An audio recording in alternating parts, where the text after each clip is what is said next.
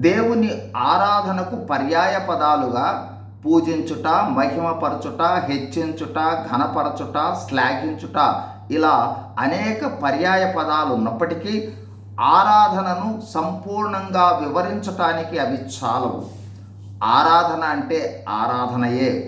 గ్రహించే కొద్దీ లోతైన అపరిమితమైన ఆత్మీయ అనుభవాలు వస్తూనే ఉంటాయి.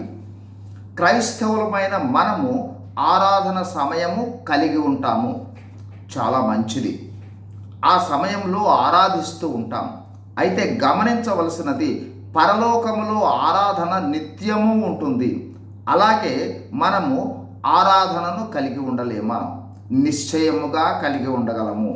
అయితే మనము ఆరాధనను చూచే కోణము మారాలి.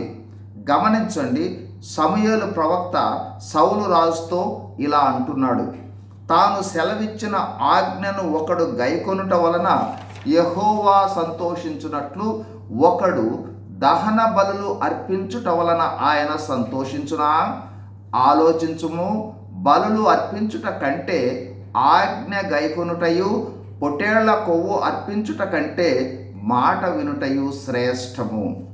గమనించండి, ఈ వాక్యములో బలులు, పొట్టేళ్ల అర్పణ అంటే ఆరాధన.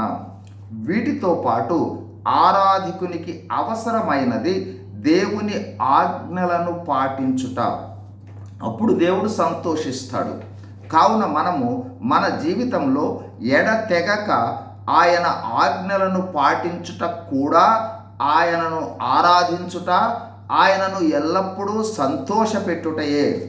కావున ఆరాధికులంగా మనము మన ఆరాధనా సమయముతో పాటు ఆయన ఆజ్ఞలను ఎల్లప్పుడూ పాటిస్తూ ఎల్లప్పుడూ ఆరాధించే వాళ్ళముగా ఉండాలి. ఆయనను ఆజ్ఞలను పాటిస్తే వచ్చే ఆశీర్వాదాలు అనంతము, మనం లెక్కించలేము. ఆరాధనతో పాటు ఆశీర్వాదం ఉంటుంది.